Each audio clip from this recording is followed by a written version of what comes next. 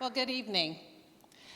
We are going to go on a journey this evening, a journey of race and culture here in the United States. We're going to take this journey from the perspective of a young Black woman, industrious, ambitious, traversing the great American landscape in search of success, in search of the American dream. At the end of our journey, I am going to suggest how I believe we can accelerate the path towards equity for marginalized communities through corporate action and corporate diversity, equity, and inclusion programs.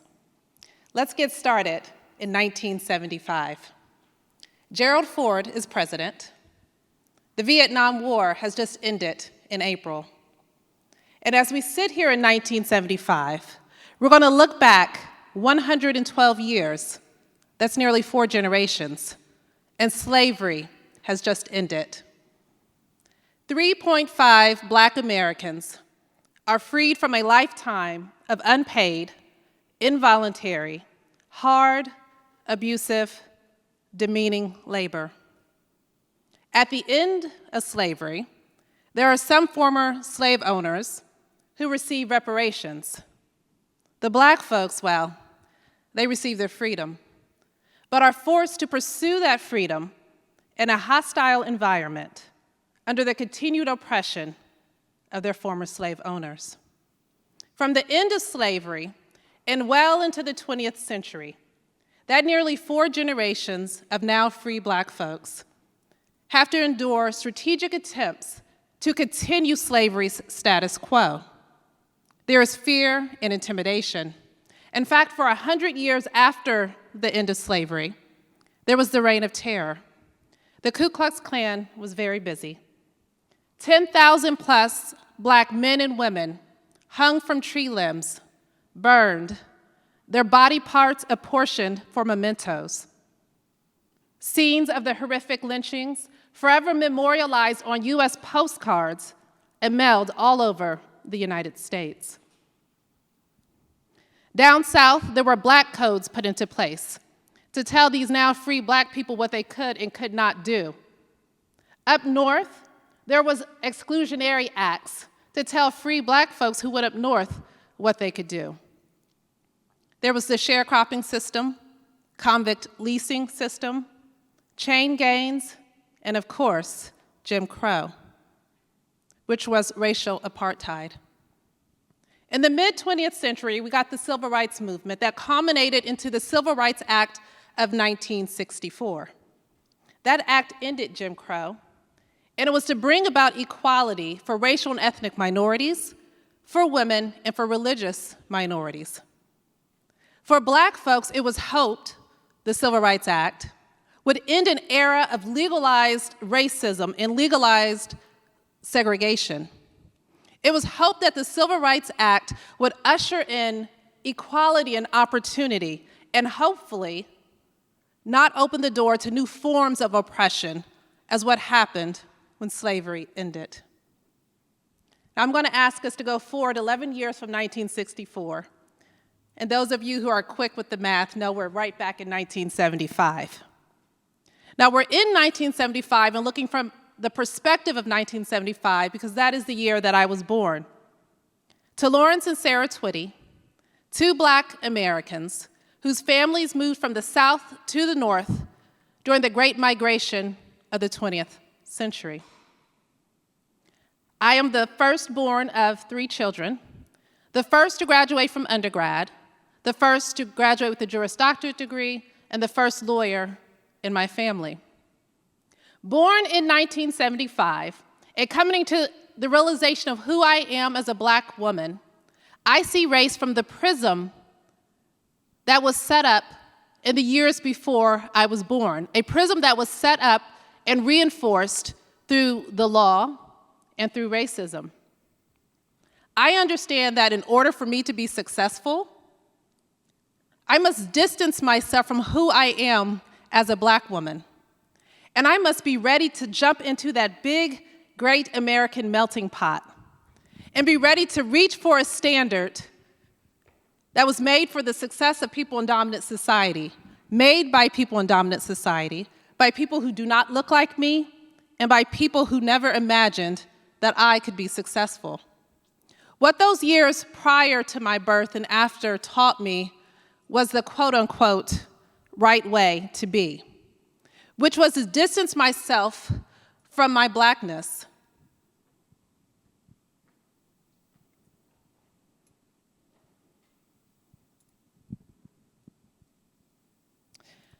As I was coming along, I saw my Blackness the way that dominant society saw my Blackness. Had a bit of a double consciousness. Watching the news, film, media, I saw how society at large saw Blackness. There was the Huxtables and the Jeffersons that were on television, two affluent families, but I knew that society at large did not see Black people as the Jeffersons or the Huxtables. And instead, that society saw Blackness in the way that most roles were played by Black actors when I was growing up. And that would be as the help, blue-collar workers, thugs, thieves, gang members. I understood from an early age that even if I jumped into that great American melting pot, and no matter how hard I would reach to meet that standard of success, I knew that I could not get rid of my race. I could not get rid of my Blackness, and because of that, I would always have hurdles and struggles in my way because I am not a white man. An example of this is when I was in university and working internships and jobs when I was younger. I would show up in a space and I would give my voice to an opinion. I would give my voice to feedback. And my voice would be heard as angry, as threatening.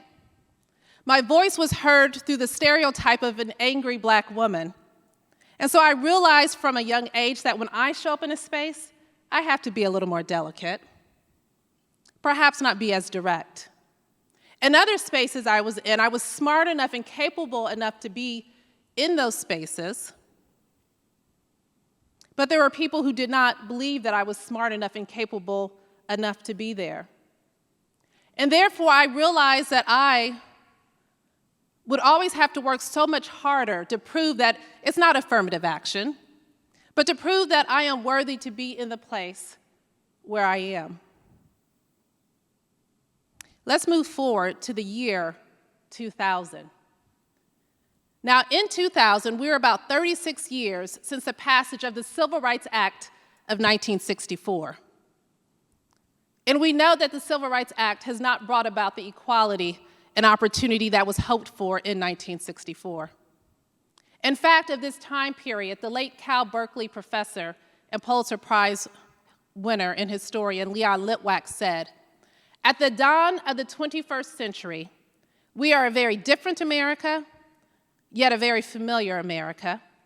Everything has changed, but nothing has changed. And that despite all supposed advancements, we are still two Americas. We are separate, and we are not equal." Now, in 2000, I graduated from law school. And I am in a class of 30 law students who have received an offer to work at a Midwestern law firm. I am the one Black person in that class, and I am ready. My hair is cut short and relaxed straight. My nails are short, no paint on them. I wear long skirts and dresses down past my knee. I am aggressive, I am competitive, I am ready to work long hours, nights and weekends. I am ready to take on work even when I am already too busy. And I'm ready to become a part of that universalized understanding of professionalism as dictated by dominant society. I've overindulged on Law and Order. I've seen A Few Good Men. I've watched The Devil's Advocate. I understand that to be successful as a lawyer, I must take on the attributes of those most dominant in the legal profession, white men. As I start to practice law and handle hundreds of discrimination cases around the globe, I understand that self-deprecation, distancing oneself from who you really are, and reaching for a standard that was not made for all of us to succeed, that all that does is to create a delusion A delusion that because we get closer to dominant society, that somehow we're better. But it's only a delusion. Assimilation or attempts at assimilation does not work to bring about equality and opportunity for entire marginalized communities. In fact, we are now in 2022. So that means we are now nearly 60 years since the passage of the Civil Rights Act of 1964. Yet, there are only 2 Black women who are CEOs of Fortune 500 companies. Last year, McKinsey issued a report that stated at our current pace, it will be another 95 years before there is parity for Black folks in the workplace. In 2021, we learned that the median household wealth for white households was nearly $200,000. Household wealth. In that same year, the median household wealth for Black families was just a little over $20,000. I'm going to let that just sit with you for a second. When I first heard it, it really kind of pushed me back on my heels. In terms of poverty, unemployment, in medicine, with incarceration rates, there continue to be significant gaps between white communities and marginalized communities. And so what is it? Why do we not have the equality and equity and opportunity that we hoped for with the Civil Rights Act? Well, having practiced under that act for the past 2+ decades, there are many reasons I could say that the Civil Rights Act has not been everything that we hoped for. But the simplest reason is that the Civil Rights Act and its amendments is no match for discrimination. Discrimination that is centuries old, discrimination that forms the very foundation of our country and is embedded into every institution in our society. Discrimination that forms a basis for those standards of success and professionalism that we are all trying so desperately to reach. So then what is the answer? We need more to bring about our collective liberation from a past that is fraught by discrimination and a present that is beleaguered by bias. And the more we need, I posit, can come in large part through corporate action and corporate diversity, equity, and inclusion programs. Corporations, they have the reach to touch every part of our society. Corporations, they employ us and they sign our checks, and therefore impact unemployment, household income and wealth, poverty rates. Having worked for and supported corporations for many years now, I know that corporations have the power to change the hearts and minds of people. They set the standard for culture within the corporations, and they set the standard for culture out in society at large. They can set the discussion for race and social justice issues. They can decide to dismantle and go against the systems and institutions of oppression. They can decide to no longer require that we all try to meet a standard that only serves a portion of our society. Through their mission statements and values, through their marketing campaigns, through the product that they create, corporations, they tell us who is valuable. They tell us who is included. They tell us who is employable, who is promotable. They impact stereotypes and can perpetuate stereotypes. Now, why do I even think that corporations are poised to take on such an enormous task? Well, first off, corporations, their most important humans, their employees and their consumers. They have been saying loud and clear to corporations that it is time to wake up. Wake up from only being concerned about their bottom line. Wake up from only being concerned about the product or the service that they provide. Wake up and listen to the concerns of your employees, the concerns of your consumers. Create workspaces and marketplaces where consumers and employees can come and be who they authentically are. not feeling like they have to assimilate or become something or reach some sort of standard that, again, was not made for all of us. And corporations, they are listening. They are being introspective. They are introducing DEI programs. They are changing policy and practice. There is Patagonia that has indicated that its business philosophy is not going to be based on profit alone. They take loud environmental and social justice stances. They said at one year, on Black Friday, don't go and spend all of your money. Go and just enjoy the outdoors. There's Ben & Jerry's ice cream that also takes big stances on social justice issues. Ben & Jerry's said, no longer will we hold all the power at the top of the company, but instead we're going to push it down and push it through our people. They have created ice cream flavors based on social justice issues. They had empowerment in honor of Brown versus Board of Education, Change the World, WHIRLED, in honor of Colin Kaepernick. There's Kaiser Permanente and Target that will set up entire business strategies around inclusion. And other corporations like Lululemon, where I head up our D&I global function, that are building inclusion into every part of the organization, that are using inclusive design principles to make sure that no one from marginalized communities are left out, and that every product and policy will serve the most people possible. Corporations are creating safe spaces for their employees and their customers to come and to talk about what is concerning them, even when what is concerning them has nothing at all to do with what the corporation does.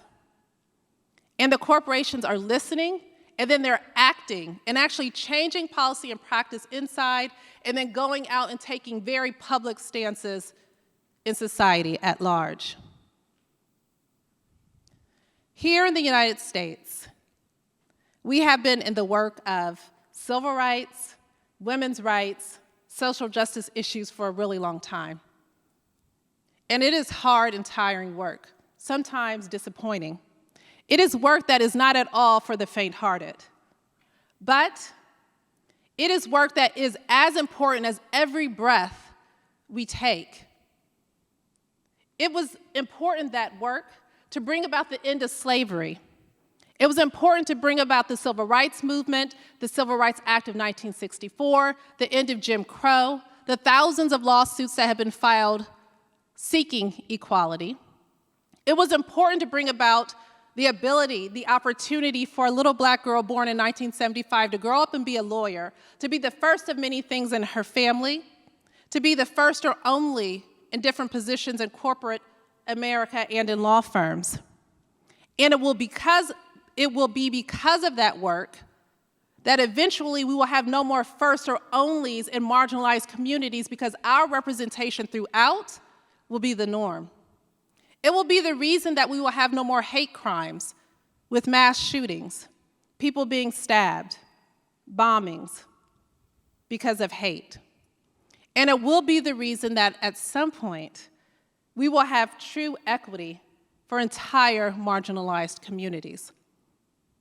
And it is my hope and my belief that we could take a huge step in that direction through corporate action, that corporations can make revolutionary change that reverberates throughout the corporation and out into society at large.